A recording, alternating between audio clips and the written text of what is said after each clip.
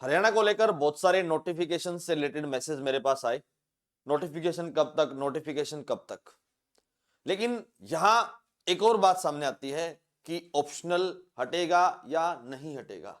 मैंने बहुत सारी वीडियो पहले भी बनाई है, लेकिन आज मैं आपको एक ऐसी बात बताऊंगा कि आपको लगेगा कि हाँ, तैयारी करनी चाहिए।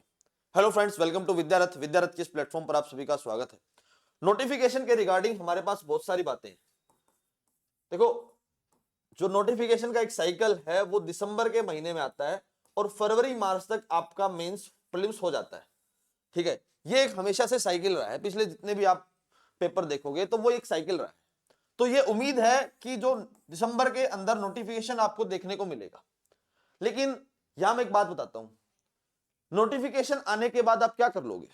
नोटिफिकेशन आने के बाद आप प्रीलिम्स की तैयारी शुरू कर दोगे और प्रीलिम्स को क्वालिफाई करने की तरफ देखोगे। लेकिन क्या आपने सोचा है कि आपका मेंस कैसे क्वालिफाई होगा? क्योंकि जैसे ही प्रीलिम्स होगा उसके 45 टू 60 डेज के अंदर आपसे मेंस ले लिया जाएगा और वहां मेंस में जो है नंबर नहीं आते, फिर उसका कोई फायदा नहीं है। आपने प्रीलिम्स क्वालिफाई किया है और मेंस क्वालिफाई किया है, वहां आपको कोई फायदा नहीं है। आपको अपनी तैयारी करनी पड़ेगी। आप अभी से मेंस की तैयारी कीजिए। देखो, जब तक नोटिफिकेशन नहीं आता तब तक आप अपने मेंस के आंसर लिखना शुरू कर दीजिए। जो भी मेंस के आंसर हैं उनको लिखना शुरू कर दीजिए। आप विद्यारथ के साथ भी जुड़ सकते हो। अगर आप विद्यारथ के साथ डेली आंसर राइटिंग प्रोग्राम के साथ हमसे जुड़ते हो तो भाई आप हमें इस नंबर पे जुड़ सकते हो। ठीक है, आपको सारी डिटेल बता दी जाएगी। अब मेंस की तैयारी अगर आप हमारे साथ करना चाहते हो, लेकिन मैं आपको मेंस के लिए ज्यादा फोकस क्यों कर रहा हूं, और उसका एक कारण है। मैं आपको मेंस के लिए फोकस इसलिए कर रहा हूं क्योंकि जब प्रीलिम्स क्वालिफाई हो जाता है और मेंस क्वालिफाई नहीं होता तो बहुत ज्यादा दर्द होता है एज कंपेयर टू प्रीलिम्स। वो दर्द हमने देखा है भाई। जब प्रीलिम्स हो जाता है और मेंस रह जाता है तो वहां ज्यादा तकलीफ होती है एज कंपेयर टू जब हमारा प्रीलिम्स नहीं होता। इसलिए मैं आपको कह रहा हूं कि मेंस पर तैयारी कीजिए। लेकिन आपको बहुत सारी बातें सुनने को मिलेंगी कि जब तक हमारा प्रीलिम्स नहीं होगा तो मेंस की तैयारी करने का क्या फायदा। देखो भाई, 45 डेज और 60 डेज यानी 2 महीने के अंदर आपका मेंस नहीं होगा, मेंस क्वालिफाई तो नहीं होगा। और जब मेंस में आपके पास 4 पेपर हैं, एक इंग्लिश है, एक हिंदी है, जीएस है और ऑप्शनल है। अगर आपका ऑप्शनल तैयार है और आपका जीएस का पोर्शन आपको यह पता है कि जीएस के आंसर किस तरीके से लिखे जा सकते हैं और किस तरीके से लिखने चाहिए, तो आपको तैयारी इन दोनों के प्रोस्पेक्टिव से करनी चाहिए। क्योंकि यहां नंबर मिलते हैं 400 दोनों को मिलाकर। अगर आप दोनों में को मिलाकर अगर यहां पर 250 नंबर तक ले जाते हो तो आपको अधिकारी बनने से कोई नहीं रोक सकता। बात करते हैं इंग्लिश और हिंदी की। अगर आप यहां पर 50-50 नंबर भी ले लेते हो, यानी 100 नंबर अगर आप यहां पर लेते हो तो आपका टोटल रहा 350, 350 और आपको मिनिमम 40 मार्क्स तो मिल ही जाएंगे। यानी 390 का स्कोर अगर आप स्कोर कर लोगे तो आपका डेफिनेटली सिलेक्शन हो जाएगा।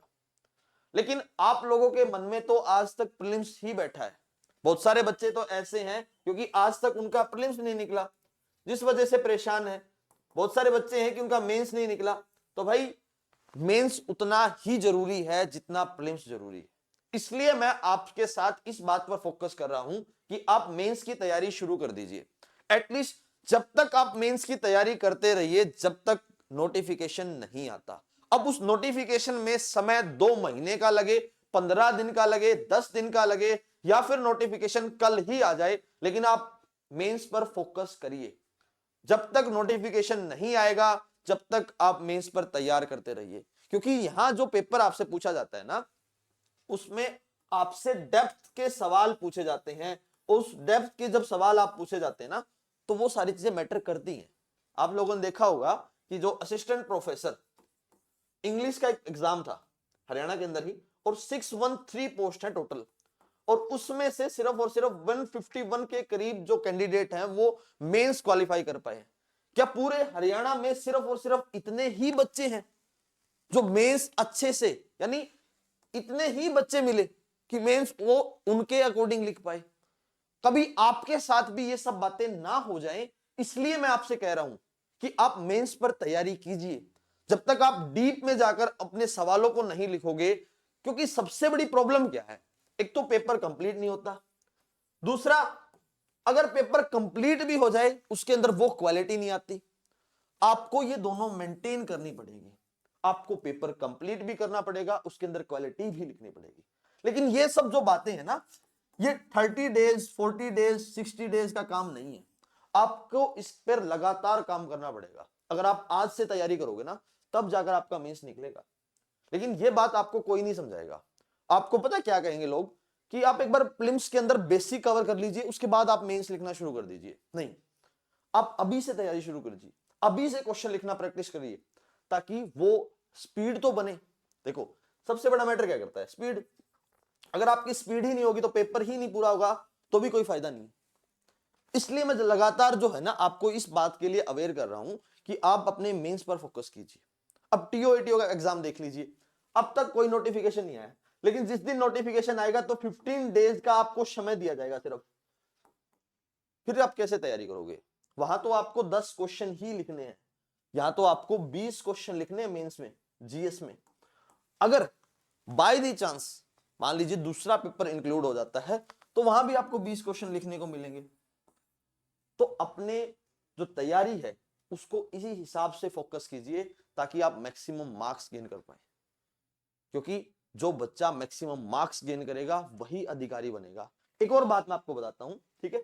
मान लीजिए आपके 350 नंबर है और आपके 351 है किसी और दूसरे बच्चे के। आप यहां पर तहसीलदार लग गए और यहां पर ये एसडीएम लग गया। ये जो है ना, ये एक नंबर 8 साल की नौकरी है आपकी। 8 साल में ये जो है एडीसी तक चला जाएगा और ये जो है एसडीएम पर आएगा, ठीक है? और ये पर्टिकुलर आपको 8 साल फिर लगेंगे, यानी 16 साल का फर्क आ जाएगा आपको एडीसी बनने में। इसलिए मैं आपको कह रहा हूं कि ज्यादा से ज्यादा मेंस लिखने के ऊपर काम कीजिए। प्रीलिम्स तो आपके लिए सिर्फ और सिर्फ क्वालिफाई नेचर है। आप मेंस के अंदर जितना ज्यादा जोर लगाओगे वो उतना ज्यादा आपको नजदीक लेकर आएगा। सबसे बड़ा सपना क्या है, आप लोगों ने जब देखा होगा तो वहां पर लिखा होता है एचसीएस एग्जीक्यूटिव ब्रांच। जो मेन होता है ना, उसमें जो सबसे ज्यादा पोस्ट होती हैं, यानी जो मेन पोस्ट होती हैं, वो एचसीएस के अंदर एसडीएम की पोस्ट होती है, सब डिविजनल मजिस्ट्रेट। उसी के लिए तो सब ट्राई करते हैं। तो आप अगर वहां पर नहीं पहुंच पाए तो आपको भी लॉस होगा।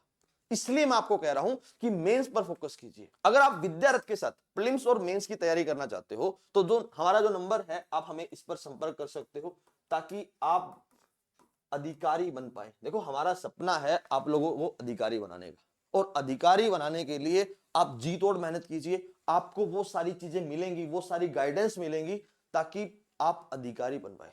आज के लिए इतना ही करते हैं। That's all for today. Thank you very much and please subscribe to विद्यारथ।